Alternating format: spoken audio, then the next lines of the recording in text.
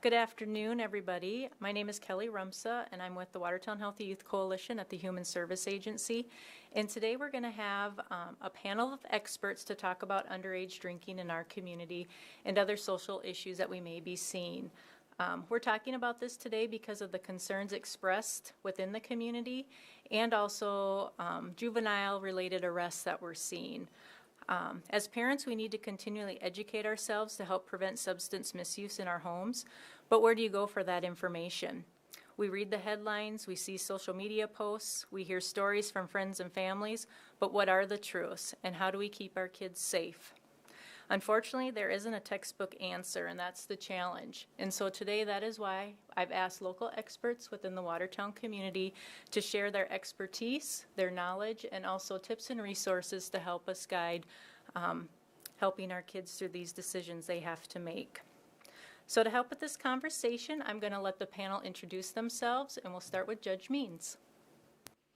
Good afternoon. I'm Carmen Means. I am one of the circuit court judges who presides over court in Cottington County. I do preside over the juvenile docket, so I have firsthand knowledge of what's happening in court in terms of juvenile alcohol offenses. Hello, I'm Stephanie Roby. I'm a physician assistant, and I currently work with the nephrology department at Prairie Lakes. I previously had several years of experience in the primary care setting as well, and so I'm happy to be here with you guys this afternoon.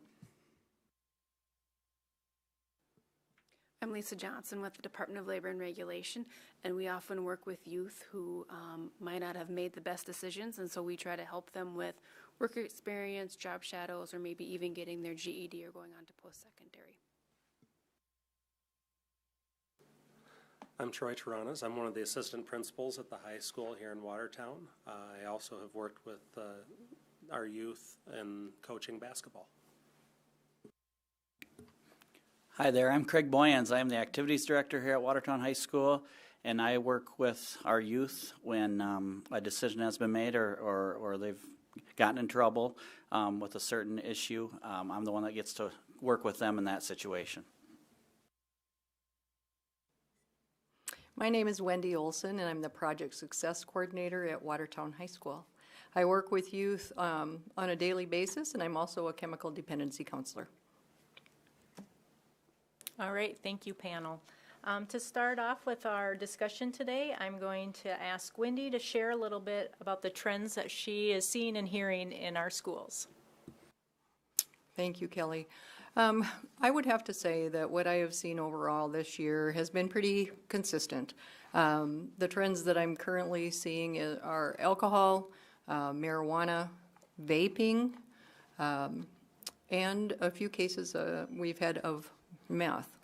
Along with that, though, I want to be sure and mention that along with that comes some other issues. When they're using substances, alcohol, and whatnot, there's also some issues of poor coping skills. You know, we've seen an increase in that, I would say, this year. Seeing a pattern of issues at home, maybe some things they've been impacted, whether that would be financial, maybe their parents are going through a divorce, certainly grief. So some things coming along with that where their coping skills, the teens' coping skills just, are not where they should be, and perhaps they're turning to substances. I'm starting to see that it's turning out to be a little bit more than just experimentation. Nobody starts out thinking that they're going to get addicted to something. I don't know anybody who says, hey, I think I'm going to go get myself addicted to something today. Unfortunately, I'm seeing more cases this year where they're a little bit deeper in their use and needing, assistance to abstain or, find other resources in the community to help them.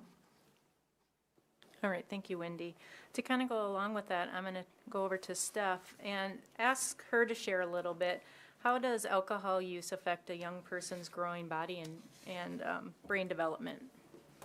Certainly, we know that alcohol has effects both when they're actually using it as well as long term.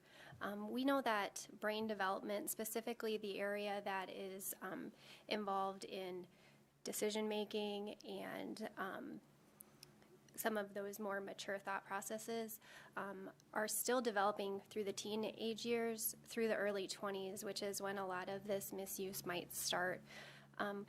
In addition, we know that because young people, they generally engage in binge drinking, where they're, for males, more than 5 drinks in a 2-hour time span, and for women, 4 drinks. That sometimes that's also associated with more risky behaviors. They may be driving, or their decision-making abilities, or just those inhibitions are affected, and so we see maybe even more suicidal thoughts, or like you said, with their coping mechanisms and those types of things, in addition to maybe decisions about sexual activity and the consequences there. And so we know that, like you said, nobody sets out to become addicted to anything, but we know that the younger a person starts drinking, the higher risk they are of having long-term alcohol misuse, which then in turn has, other long-term effects in terms of liver disease, certain cancers, all of those kinds of things. And so yes, like you said, it may be that one just assumes like it is just beer. It could be worse, those kinds of things. We know that over the long term, not just our youth, but for our adults too, that overuse of alcohol definitely has its risks. Thank you, Steph. Now I'm going to turn it over to Troy and Craig to talk a little bit. Wendy talked about the trends and things like that. So how does underage drinking, along with other substance use, impact student involvement with their activities, but just also with school life in general? Go ahead. One of the things that we see kids once they start dabbling in, whether it be alcohol, marijuana, any of the other substances, is they become a little more withdrawn, a little more apathetic. It puts more of a strain on their friendships, and so you may see a change in friends. Could be some strain on family, and so those are some of the impacts that we see with that. And we're fortunate to have Wendy in our building, shared with HSA, and she does a wonderful job. She's a great resource that we're able to utilize for kids and families, and so that's my perspective on that. Craig? We push to get kids out for activities. We talk about how activities are an extension of the classroom. That's where you learn. That's where you learn about life. That's where you learn how to be a good teammate. And as I mentioned earlier, the unfortunate part of my position is there also, and Judge Means, I would agree, I would assume the same, is when a decision is made, there is a consequence that is in place. And so to see the other side of that and have to enforce the consequence is it's the worst part of my job. And I don't know if you want to talk about those policies now, Kelly. Okay, so basically we're governed, I would say, by 2 different policies. With the state oversees us if there is a drug policy or if there's a drug violation. And so we would work with the state on those sorts of issues. As a school district, we have to follow the state law, and then we can enforce even greater of a consequence, just it cannot be less. If it's a drug, vaping, those types of issues, that's a school board policy that we follow. And currently, if a child is in their sport or fine arts season, they are dismissed if they are penalized. If they make this decision, if they are charged with an underage consumption or cited with one, they are out of their sport for that season. And so that's where our support policies or our support mechanisms need to come into play with people such as Wendy, who can help these students to make sure we have the support system in place, because we do not want them removed from our teams. We all know what they're probably going to go do if they aren't involved in that sport, and so that's our biggest concern. Thank you for that. And I think I'm going to transition over to Judge Means. We're kind of moving into that way. We're talking about trends, how it impacts our young people developmentally, hearing how it can impact some school decisions. From your perspective, what are you seeing from our young people in juvenile court, you know, what the challenges, maybe the attitudes that you're seeing, just kind of sharing from that perspective. Sure. I wish I could come to this panel with a lot of data on the trends in underage consumption in juvenile court, but what we have been working to do over the last couple of years is to keep underage offenses and things like that out of juvenile court entirely. What we see is that when children get into court, they often end up with worse outcomes later in life. So we're doing some things to try to keep underage citations out of the juvenile court system. And we have a fairly robust diversion program, which we then also work with Wendy and Project Success and the schools, where we have them get a chemical dependency evaluation. We maybe give them some other tasks, and then if they successfully complete those tasks, they don't have to come to juvenile court and the matter is dismissed. That's an excellent alternative from what we were doing the old way, so I'm proud that we're making those changes. Unfortunately, what that means for me in this panel is I don't see a lot of kids who are coming to juvenile court with underage citation offenses. For me as a judge, the legislature changed what I can do on underage tickets when someone is 18 or younger.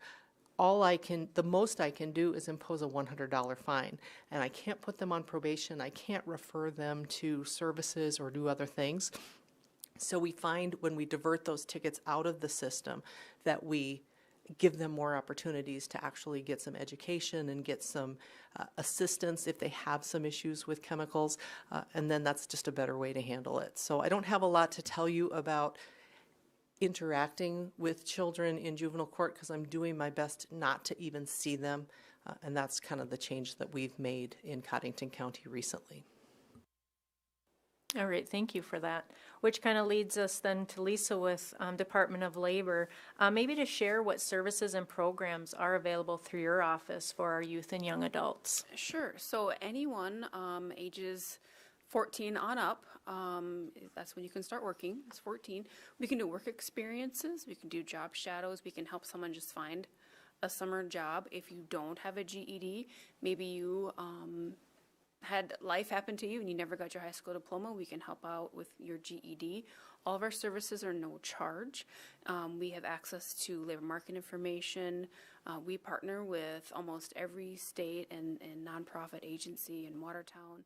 Social services, vocational rehab. We work closely with drug court, corrections, probation, and HSA as well. Can you share a little bit more about what the one-to-one-to-one mentoring program is? Yes.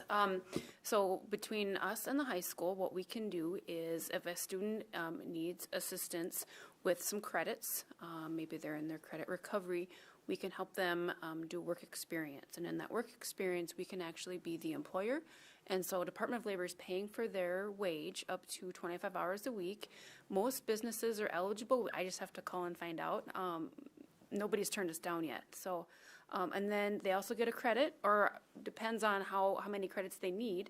We'll work with the teacher, and it's pretty cool. Then they get a mentor at the business. We can mentor them, and they have a mentor at the high school as well. And it's a great program for them to get credits, to earn some money, and to have a job experience as well. All right, thank you. Wendy, I'm going to go back to you with listening to the conversation that we've had up to this point. You know, we're talking about prevention, early intervention, wanting to address these concerns before they turn into a bigger problem, because we don't want them visiting Judge Means. We want to have diversion, but it's nice to have that perspective as well, and to share what that potential could be. But what are some signs or symptoms that maybe parents could be looking for, or if they have concerns, you know, what suggestions or tips do you have for parents? Well, I'm with Troy. Mr. Taranis touched on it, and if I had one word to explain that, it would be changes. You know, it could be in appearance, it could be in routine. Maybe they've had lifelong friends, you know, they've gone through grade school, you know, together and sleepovers and all that, and all of a sudden their friend group changes. And, you know, there's not a real good reason why. As far as appearance is concerned, sudden weight loss, sudden weight gain, red eyes, maybe you're finding eye drops all over. Pay attention to what's going on with them. Do they avoid making eye contact with you? Maybe things are just delightful, and all of a sudden they're not, maybe confrontational. Maybe they're sleeping all the time, or maybe they're not. I see it both ways. You, as parents, know the routine. Teachers do too. I mean, we see it in the school. We know the kids, employers as well, when there's a change. If they're frequently asking for money, but they really don't have anything to show for it, just signs like that, breaking curfew and rules when you've never had any trouble before. My message is if you see something, address it, confront it. It doesn't have to be confrontational, but say something, try and get a conversation going and see, maybe there's a reason for something that you've noticed, but if you're feeling like something is really off, that something is going on, more than likely there is something going on. Thank you. And I'm going to ask Steph as well, what might be some of those physical changes that parents may recognize? Sometimes they might not feel comfortable in going to a counselor, but they're comfortable with going to their primary care. Sounds good. Well, certainly long-term alcohol use would show up in different ways, and so I would say that you would see that a lot in the medical setting, but for younger people, I think we often see substance use along with other mental health conditions like anxiety and depression and difficulty sleeping and those types of things. So it's really just about keeping the conversation going. I feel like when I think back to when I was in primary care, those parents that had that open dialogue, coming to the appointments with them, those types of things, you could tell definitely were more in tune to some of those changes. But I think in terms of young people, they may not necessarily show some of those physical signs other than, some of the effects of alcohol during the consumption. It's a stomach irritant, and so vomiting and, feeling unwell the next morning certainly has some physical effect, and so just keeping an eye out for that, so. Thank you. And I'm going to jump back over to our school and ask them to maybe share a little bit more. Wendy talked about teachers probably recognizing some changes with their students, and I think too, if students are involved in specific activities, those coaches or adult leaders are going to see those changes too. So what can they do to help the student? Everybody is like, we want to help that person. We know that there needs to be a consequence in place, but what do you share with coaches? What do you share with those in charge of activities of how to help the students? I think constant communication. If they're in constant communication with those kids, because sometimes our children are more comfortable telling their coaches something than they are their own parents. Sometimes these kids spend more time with their coaches than they do their parents for whatever reason. And so we just always talk about the constant communication. If something seems different, if you see something, say something. You don't know whether it's depression or they're physical, they're getting winded sooner when they're running on the track. Maybe something's going on. And so that would be my biggest thing, is just constant communication. Yeah, and with that communication comes relationships. And the more positive relationships that the kids have in their lives, the more resiliency they have. And, we just want to provide those supports. One of the things we're doing is we're currently putting together an advisory program for next year, throw another positive adult in the students' lives. And so to echo what Craig said, the relationship, the communication, but then also providing the resources. And like I said, we have an expert in house with Wendy. Lean on her a lot, but everything's good. So, can I add one more thing, Kelly? I think a lot of this stems to peer pressure, And I think some of that peer pressure comes from your teammates. And so if your coach knows each one of these team members, they might be able to squelch those issues sooner than later. Absolutely. I think you bring up a good point is our friends, our kids' friends, they're going to see some things maybe too, and encouraging them to speak up. There doesn't always have to be that negative consequence. We want it to be where we can be in that helping position. And sometimes their choices do lead to consequences, but we want to meet our kids where they're at and help them to move along, which I'm going to go back to Judge Mean. She mentioned briefly that with the changes in the state and how underage drinking is not so much in the courts, but focusing more on diversion programming. Maybe talk about why that is important and for people to understand that there is still that consequence, but the reason behind why we want to see diversion. Yeah, so diversion to me is preferable because of so many things. But if you think about going to juvenile court and interacting with a judge and potentially being placed on probation and having to kind of get yourself deeper and deeper into the legal system, that's not a good thing. And it doesn't do a lot of good for our youth. So we have to be careful about when we're imposing those kinds of consequences. In addition, I think there are a lot of misconceptions out there about what happens when you go to juvenile court. Parents may even advise their kids, well, this will go off your record in whatever period of time. You have to actually make affirmative efforts to seal your juvenile record in order for it to be sealed. Most people don't know that. Most people don't do that. And then those offenses end up on a juvenile's record and their permanent record. Not too long ago, I dealt with a person who I think was 26 or well past being in juvenile court, and he'd had a juvenile offense that he had admitted to, and it, for the rest of his life, will affect his ability to own a firearm. And he didn't know any of those things. So you just can't take juvenile court lightly. You can't say, oh, it's no big deal, it's just a $100 fine. Why should we go to all the trouble of going through diversion? Let's just pay the fine and be done with it. My advice, and I'm kind of ending with my closing line, but if you have a child who has an opportunity to complete diversion, do it. It is an advantage to your children. It keeps their record clean, and it keeps them out of the juvenile court system. So it's not as simple as just going to court and dealing with it. It can have long-term consequences, and so I think parents and children need to be aware of that when they're making their decisions. Absolutely, which I'm going to jump over to Lisa again and talk about how could that impact employment for a young person down the road? It definitely could. If you can't hold a job for more than a couple months and you have, 5, 6, 7, 8 jobs in a year, you probably won't get hired. As an adult then, like Judge Mean said, they do background checks. Many employers do background checks. Also credit checks. If you'd like to work at any financial institution, if you can't pass a background check or a credit check, you probably won't get that job that you want. So it's really important to have a clean record.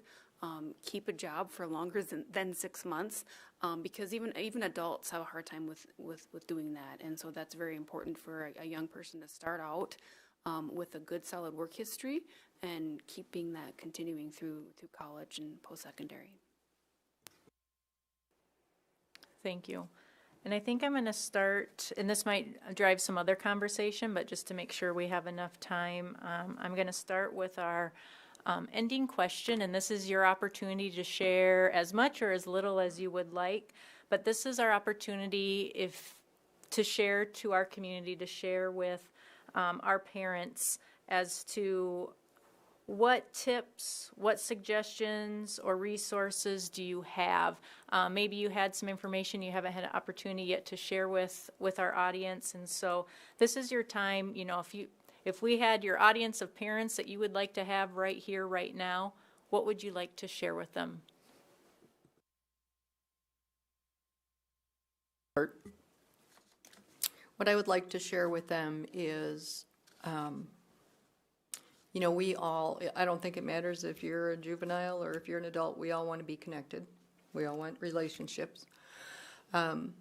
And in those relationships and in that connectedness, what I'm finding with kids is, who's listening? Who's there? Who's the connection to? So if parents were here, I would say, you know, when kids roll their eyes at us, when we're talking to them, mine did the same thing to me, okay? You know, we think that, you know, they're just kind of sloughing us off. They're not. All kids that I work with, whether it's a positive or a negative relationship with their parents, it comes up, okay? They are paying attention and they want to be connected. So my question is, who are they connecting to? Because if it isn't us as parents or grandparents, you know, who are they connecting to? Because they're going to go to the people who are going to pay attention to them. They're going to go to the people who will listen to them. And sometimes that isn't always the positive one. So my message would be, you know, really work on that relationship building and them being connected to you. Thank you. And we can just kind of go down the line if that's okay. With summertime approaching now, the warmer weather, there's going to be warm days at the lake and kids out having a good time camping or whatever. And I just encourage parents and adults to remind your children, go have a good time. But remember, if you're involved in activities, those rules follow you for the whole year. And so I don't want to scare anybody, but I just want to make people aware that if somebody was to get an underage citation over the summer, that will affect them in the fall when the sports seasons start again. So please remember that as you head into your summer activities. Thank you for bringing that up. And I would say involvement. You know, not just in our school activities, but the positive experiences that our community has to offer. We were just talking about our post-prom. Our parents put on a wonderful, safe place for the kids to join together. Our community supported it. Just seeing the smiles on the kids' faces were wonderful. But you know, the other things that our community has, and I'm going to start listing them off. I'm not going to hit them all. But you know, our pool. You know, we didn't have it this last year, but you know, this year we have golf, we have the lake, you know, we have the zoo, we have, I mean, it goes on and on with the experiences that kids can get together and have some good, safe, positive experiences. And excuse me, to continue on with that, we can help those youth find a job. You know, if you're not in summer activities, you can work 40 hours a week once you're 16, or more. So we have over 850 jobs open in our 6-county area, and probably 600 of those are in Watertown. So my message is for youth, come find a job, come see if you want to do a job shadow or work experience. Maybe you want to go to the zoo and see what it's like to be a zookeeper, and you find out you don't like it. That's okay. We can do something else. So also, if people make mistakes, and it's okay. So if you ever made a mistake, I know I have, we can help with that too. So if you had to, if you didn't finish high school, we have an excellent GED program through Lake Erie Technical College. Come see us. Again, our services are no charge, so if you need a job, come see us.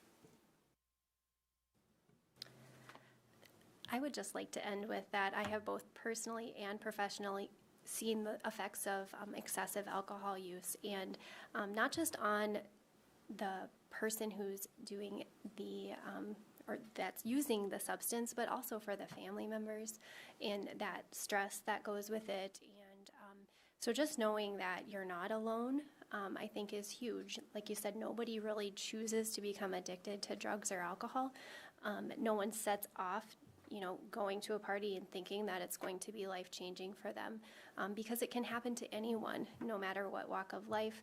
And so just knowing you're not alone and that there are resources out there that, you know, those physical things that are happening, a lot of them can be reversed. There's support systems, and so don't be afraid to reach out for help. And especially when people are ready, they can have long-lasting, successful recoveries. And so I just really feel fortunate to be able to be a part of all of that. So you're not alone. Well, I echo what everyone on the panel has said so far. I tell my drug court clients that I speak to on a weekly basis that the opposite of addiction is not sobriety. The opposite of addiction is connectedness. So I really echo what Wendy has to say about that and what really all of the panel had to say about that. I don't have a lot of resources to dole out to the public. I don't want to offer probation or a commitment to the Department of Corrections. Nobody's looking for those kinds of resources. But what I would say is if your child ends up with some sort of involvement in the legal system for whatever reason, please understand that this can be a collaborative process for parents, and they can talk to the state's attorney and they can talk to our diversion coordinator, and there are lots of things that we can do to try to keep juveniles out of the system for as long as possible. So don't be afraid. If the worst happens, it doesn't have to be the worst. There are other things that can be done and things that our system looks to do to make lives better for your children. Absolutely. And our time is coming to an end already, and I know we didn't get through all of our questions, but we encourage people who are listening today or who will be viewing this at a later time that they can always reach out through social media. They can call the school district, they can call job service, they can call court services, they can call their primary care. All of those are accessible through our family resource directory or just by other contacts as well. I know we didn't hit on a lot of specific resources, but we had the experts here today that can lead us into that direction if you're looking for more. We just encourage people.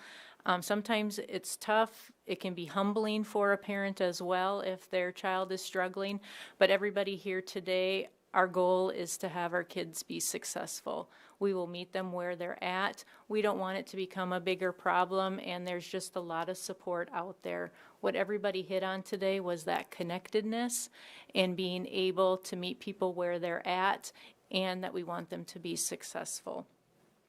So we need to direct all of that with those positive outlets, and know that within our community, we have someone that can help direct you into that help that you may need. So I'd like to thank our panel today for their time and expertise, and I wish everybody a good rest of the week. Thank you.